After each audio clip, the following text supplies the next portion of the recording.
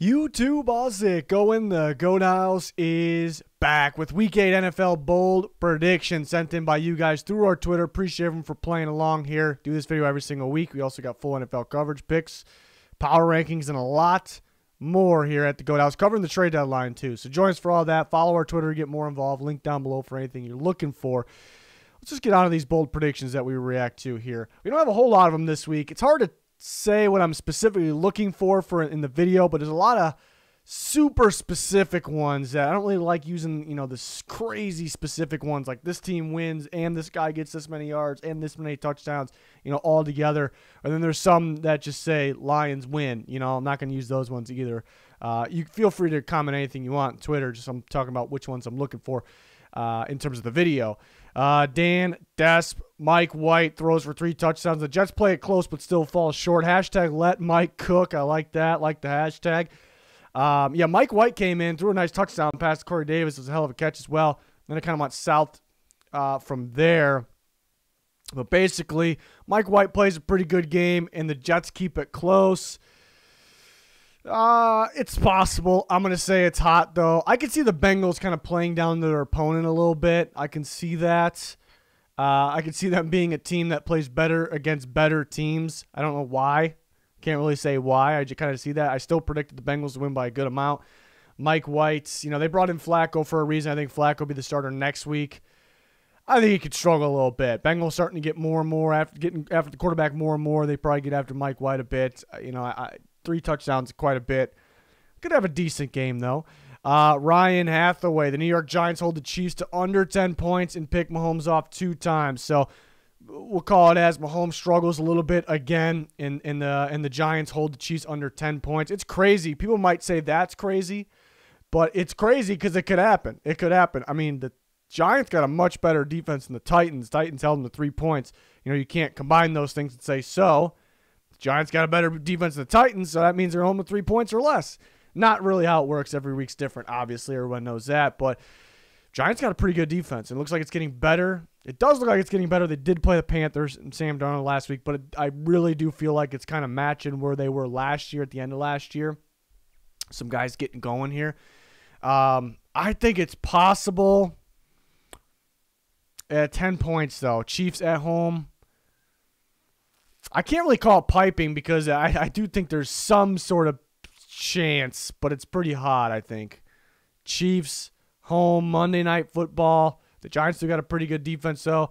They could probably give Mahomes some problems as well. It's going to be interesting. Monday night's going to be interesting. I think I still think the Chiefs are a good team. It's weird. They're a good – right now they're not playing good football. I think when it's all said and done, how do I label them? I think they're a pretty good team still because of how explosive they are in offense. And I think they'll be willing to kind of get out of this funk.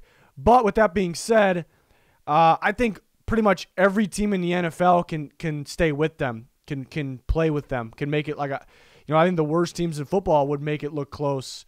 Not, if they played 10 times, not every single time, But I think anybody it's weird because I think the Chiefs are good and they're very likely to beat those teams. But I think those teams will likely make it an interesting game against them. I think it has to do with the Chiefs just having a pretty bad defense. I really think that has to do with it. So Monday night should be pretty interesting. Daniel Jones, if he plays well, they got a shot here. They have the weapons. They have the defense. So I'm actually looking forward to that game. That one, hokey.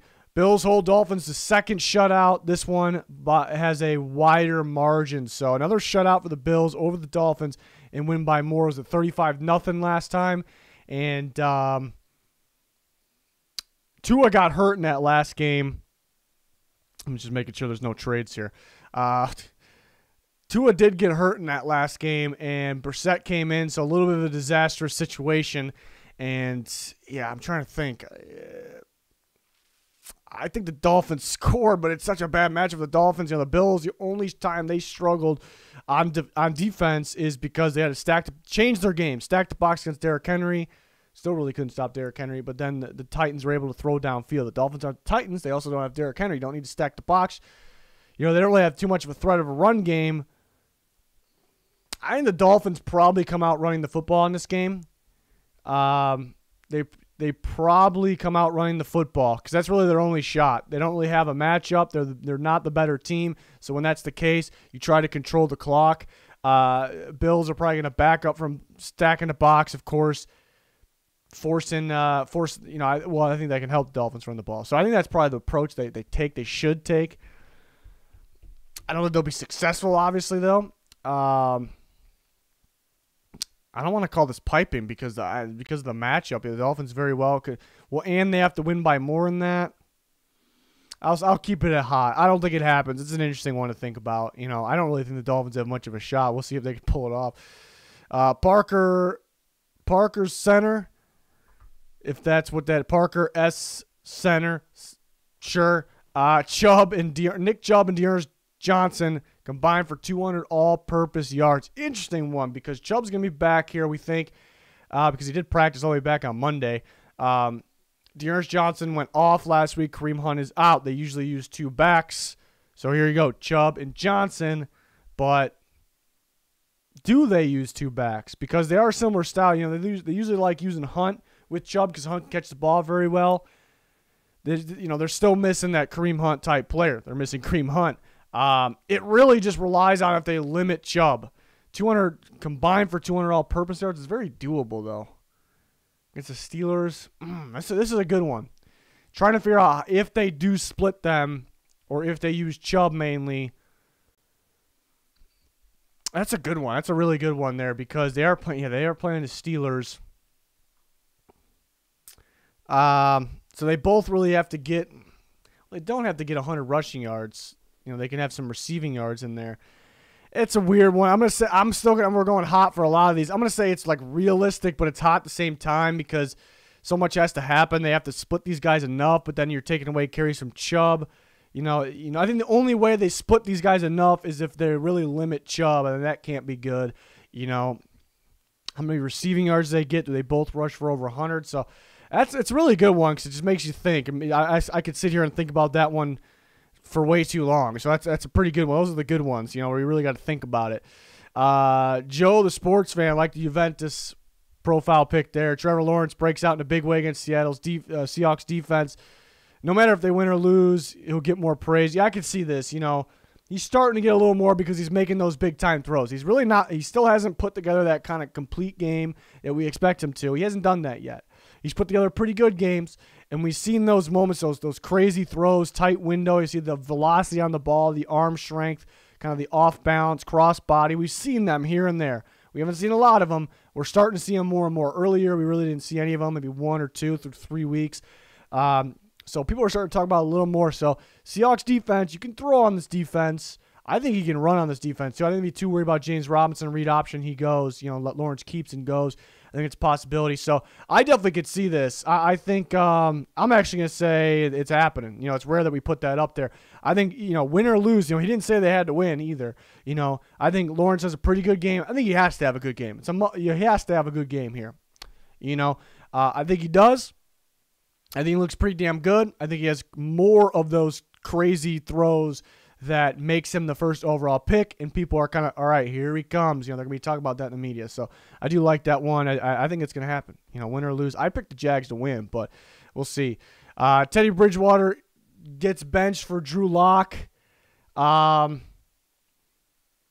it's a good one, too. This is from Michael Mertens. This is a good one, too, because you got to think the time is near, You gotta think it's got to be close here, right? So let's say they struggle a little bit against Washington early on. Washington's defense, they played pretty well. Disappointing this year, but they played pretty well against the Packers. So it could be nothing. It could be, okay, here they come. Here comes Washington defense. Still not as good as we thought it would be, but maybe it's coming. It's going to pick it up. Now you're playing the Broncos, much easier going against that offense, the Packers offense. They should play a pretty good game. So what if they're really just shutting them down, the Broncos that is, and they have no choice but to switch. I also saw it could snow at some point near future in Denver. Somebody was saying, I read something that say, I don't think that's the case though. I was looking more into it. What if it does? What if the weather? Maybe it's a little bit of rain or snow, whatever. I'm not the weather guy, so I don't know. But what if that's the case? Teddy Bridgewater likes wearing gloves. Teddy 2 gloves, of course. That could affect him actually. We've seen him affected by a rain game last year. He's been affected in general this year. He hasn't been playing too well, minus the first couple games. So maybe that's the case. They got to take him out. But then I look at it from the other side. Like, Bridgewater was clearly hurt going into that game last week, Thursday night. And there was moments in the game where he looked really, and I wasn't really basing it off his play. He was playing bad, but just the way he was acting after plays. Like, he was clearly hurt. And they still refused to put Drew Lock in. It was talking about him maybe going in the second half. They still were, so they don't like Drew Lock. It's pretty plain and simple here. And Teddy probably recovered a little bit since then because that was last Thursday, playing on Sunday this week. So I can argue both sides. Like, you got to be getting close to putting Lock in. If they're struggling for a first half against Washington defense, but it's still going to be a close game probably. They got to put Lock in so that I make it. I'm going to say it's realistic or warm, but then. Just from what they've shown, it really feels like they don't like Drew Lock. It's going to take a lot to put him in. So I'm going to say we're going hot a lot this week. I'm just going to say it's hot just because it's just my feeling here. They got to be getting close. They got to be running out of patience. That's why it's tough. Maybe we'll switch it. We'll go warm.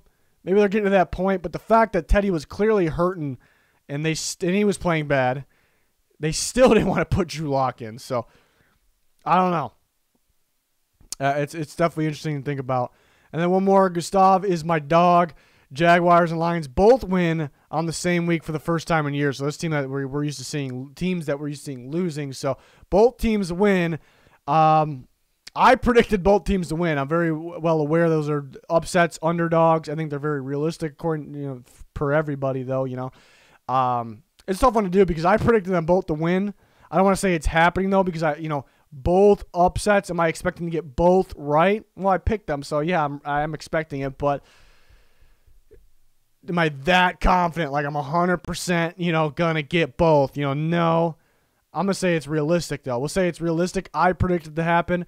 The Lions are home against the Eagles. The Lions have been playing better than their record. They're still their record. They still don't have a win. Eagles could be worse than their record actually.